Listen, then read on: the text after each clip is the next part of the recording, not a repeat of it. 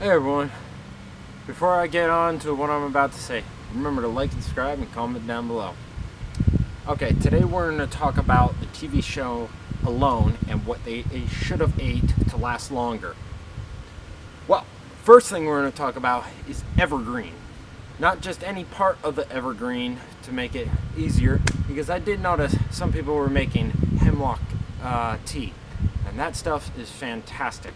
I've had it. But the bark, I saw pine trees and hemlocks and spruce, all those different evergreens on the episodes. Every single episode, all 4 seasons so far. And you can toast up the bark and eat it like chips, or you can smash it up and grind it into a flour and bread to make. Add a little water and you got really good bread. If you add a little bit of salt and figured out some way to have some oil, you can make some hardtack. But they didn't really have so much oil there. But yeah, there's a good source of starch there. So I'm gonna go show you a little bit that first part of how to harvest. Okay, now I'm at a Balsam Fir right here. Got one. And well, the way on Alone is you're not allowed to cut down any trees bigger than 8 inches. Well, you need a biometric stick. This is a stick to measure the diameter of a tree. So you want to figure out where 4 feet if you're going on Alone, you want to figure out where 4 feet is on you. So that's 4 feet on me. So I'm going to stand up, 4 feet's about here, and then stick your arms straight out. And you have a small little line here. Figure out where 8 inches are, and this tree is a little less. So this would be allowed to be cut down. So if you take one of these, it would help. This is just one item. I would draw the lines of the measurements onto like the axe handle. That's what I would do. So this tree would be allowed to be cut down. There's a lot of food here. So I'm going to put this, toss it over there. There's the camera. And get my trusty knife out. And this is how you harvest some pine or balsam, like evergreen. So you want to slice down nice and gentle, down a little bit, make a cut that way, and then you want to there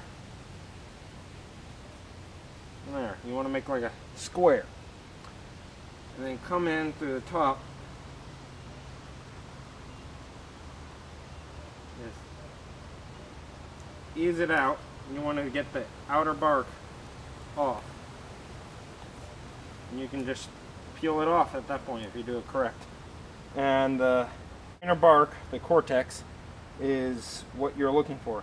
So I'm gonna easily, you come in with your knife, holding on the, just put it in between the 2 sections of the outer bark and the inner bark, and you can strip off that right there. A little slicing like this can work. You just kind of get some slices going.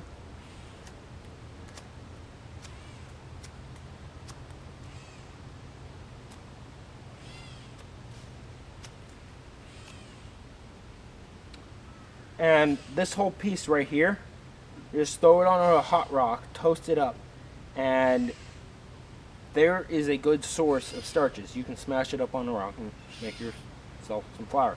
Eating it this way, well, is very hard, very fibrous, and is not digestible.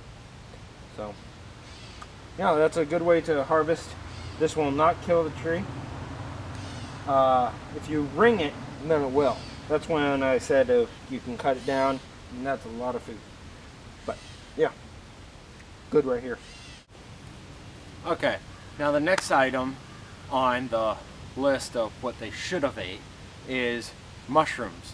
Well, I do know that they had chanterelles, Cantharellus sabarius, but they did not have a lot of the medicinal mushrooms that are good for your system.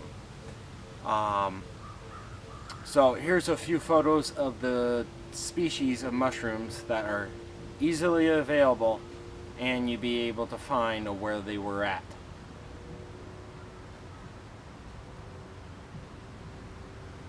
Okay, so with those types of mushrooms of, like, let's say turkey tail, what you saw, red belt, and also another one would be reishi mushroom, highly known for its medicinal benefits. So those are great to get nutrients in your body, not so much as carbohydrates and well, energy that way, but it gives you nutrients to keep going.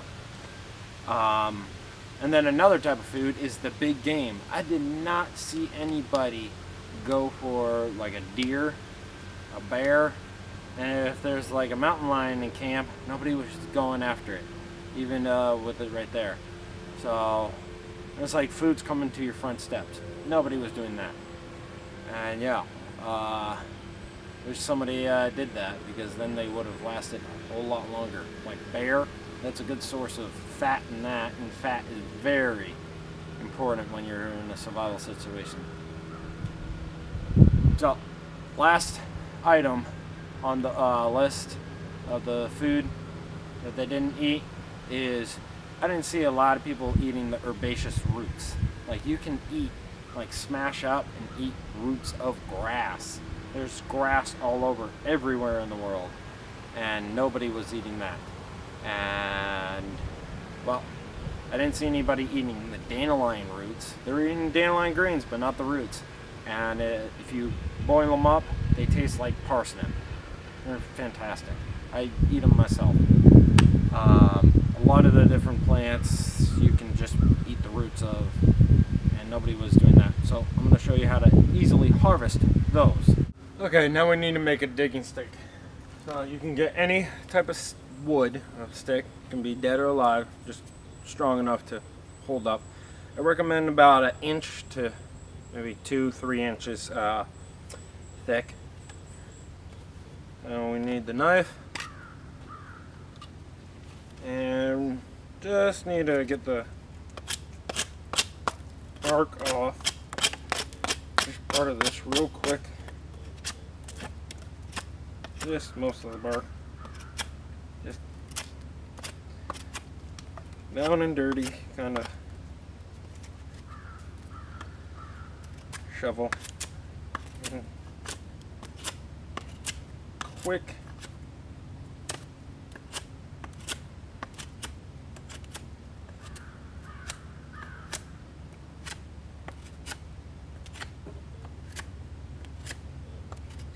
You want to make a point going back and forth. That's enough. There's my digging stick. And now I'm going to show you how to harvest some roots of more than one species of plant. Okay, now we're at the, well, garden, because it's the easiest digging. I'm in Maine and there's tons of rocks. Right here we have common plantain, and the roots can be eaten with this. The leaves, great for using on any cuts, or just eat as is. And you can use the digging stick. Just dig to the side of the plant. Dig down and then move the plant over.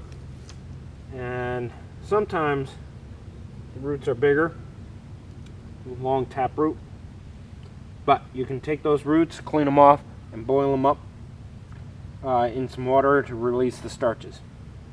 So that's one way. I can have this later. And then right over here you got the common dandelion, and this is well known to be eaten. This is a small one. It can get way bigger, 1 to 2 feet into the ground as a taproot, and you can boil that up with this. You can boil the whole plant just doing this, and you'll have a good source of food, starch. Another dandelion, Common plantains all throughout here. There's even the grass. The grass right here. If I can get some out. If you wash that off, not do use the top. The top can be used as a good tea, nutrients and stuff, but the roots, that can be boiled up and you get starches from there. So that was a short amount of time, and I would have medicine and food just in my hand, just doing this. So this stuff is common around the world, these 3 plants. So I recommend, if anybody's thinking of doing alone, is do their research on the area and what the natives have been eating. So remember, get outside, get fresh air, and have fun. See you next time.